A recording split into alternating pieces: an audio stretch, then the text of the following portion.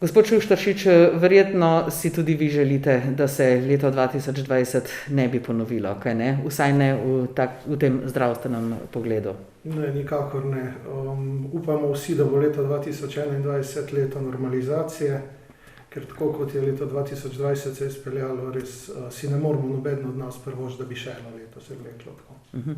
Civilna zaščita je v letu 2020 dobila še prav posebej veliko delovnih nalog, veliko aktivnosti je bilo. Kako se sedaj ozirate na to leto? Jaz moram tukaj najprej poudariti, da do oktobra je bil poveljnik občinskega štaba civilne zaščite Tomaž Knavs. Tako da on je opravil levji delež nalog v tem letu. Sploh na začetku leta, ko mi moramo vedeti, da v Radečah dejansko civilne zaščite nismo rabili leta in leta. Se je komi vedeli, kdo je poveljnik. Potem je pa kar naenkrat zadeva eskalirala in je bilo treba potem milijon enih stvari narediti in to je Tomi naredil.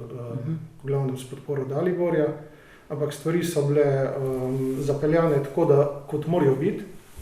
Tako da zdaj pa zadeva normalno funkcionira. Je pa res, da je to v primerjavi s prejšnjimi leti nekaj čist drugega.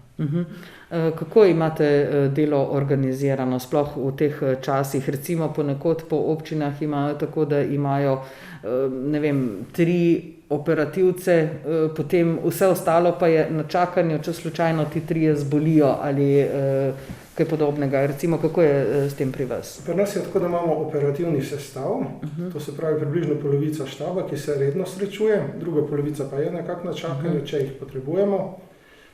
Še posebej imamo pa ožji del, to je pa občina. Tu je Dalibor, kot tudi član štaba, on v glavnem vso papirologijo vodi. Jaz smo tudi sodelavca, pa to sploh ni potem problem. Pa nekako imamo še tudi župana pa direktorico občinske uprave, tako da je čista najožji dnevna komunikacija teče znotraj občine in napram štabu, regionalnem štabu civilne zaščite Zahodne Štajerske v Celju.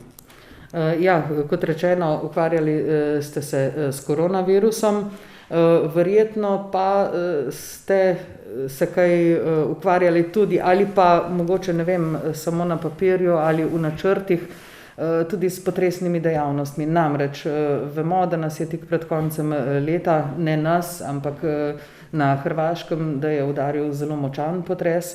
Takšnih potresov je po celem svetu, pravijo, približno 130 na leto, tako da je bil res velikih razsežnosti. No in čutili smo ga močno tudi v Sloveniji, popotresne sunke tudi čutimo. Se mogoče pripravljate tudi na lokalnih ravneh civilne zaščite, če bi prišlo do kakšnega večjega potresa tudi v Sloveniji? Smo, obstajajo načrti. Sicer pa ob tem potresu, ko je bil, smo malo stestirali, kako poteka komunikacija med nami, kako poteka napram štabu. Videlo se je, da to v redu poteka, imeli smo informacije v kratkem času, kaj se je v Radečah zgodilo. To smo potem tudi poročali naprej regionalnem štabu v Celje, tudi potem smo imeli razmislek o tem, v kakšni meri pomagati Hrvaški, ampak potem smo dobili navodila z regionalnega štaba, da se opreme ne zbira, ker se ne potrebuje v tem trenutku, da se pač potrebuje denarna sredstva, ki pa se zbirajo preko ustaljenih kanalov. V Radečah pa ni bilo nobenih težav, kakšna starejša stavba, mogoče kaj poškodovana je padel, kakšen strešnik, niste nič... Ne, nismo dobili nobenih poročil, da bi kaj bilo, en manjši plas je bil, ampak zelo mali in ni ogrožen nikogar. Je bil povezan s potresom ali z deževjem, mogoče glede na to? Vse skupaj, kombinacija.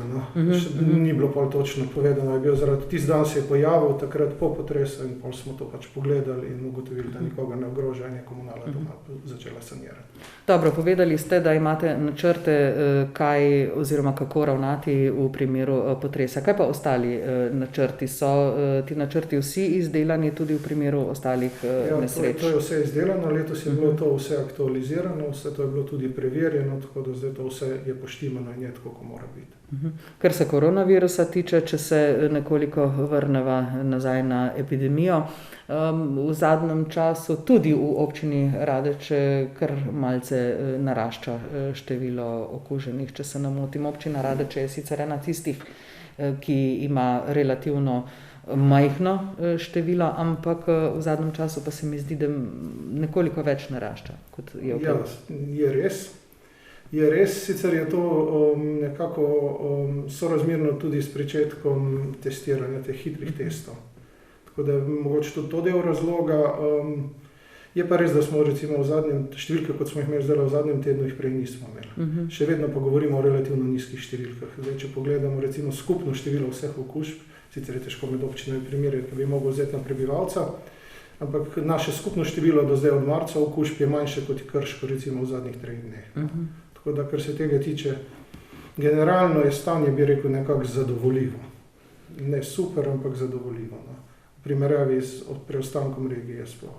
Kakšna je vloga civilne zaščite pri tej epidemiji? Kaj vse postorite, naredite? Naredimo vse tisto, kar je treba narediti, hkrati pa poskušamo še opozarjati, pa se pač z vsemi deležniki pogovarjati, komunicirati, sporočati naprej stanje in spremljamo. Kar pomeni, da se ukvarjamo in s prevozi na eni strani, s poročanjem na drugi, dobivamo poročila recimo od vrtca, od prevzgojnega doma, tako da ves čas vemo, kakšno je stanje. Hkrati poskušamo vse naše občane v sodelovanju z županom opozarjati, da naj bodo odgovorni, naj bodo potrpežljivi, tako da spremljamo stanje ves čas. Kaj bi občankam in občanom položili na srce ob koncu najinega pogovora, recimo? Vsekakor najbolj to, da naj bodo potrpežljivi pa odgovorni. Odgovorni do sebe, odgovorni do svojih najbližjih, pa tudi odgovorni do družbe. Ker jaz razumem, da imajo ljudje različne poglede na celo pandemijo in celotno situacijo, ampak do družbe pa moramo biti odgovorni, ker smo vsi skupaj v tej situaciji, v kakršni smo. In če se to ne bo kmalu izboljšalo, bomo imeli vsi skupaj težave.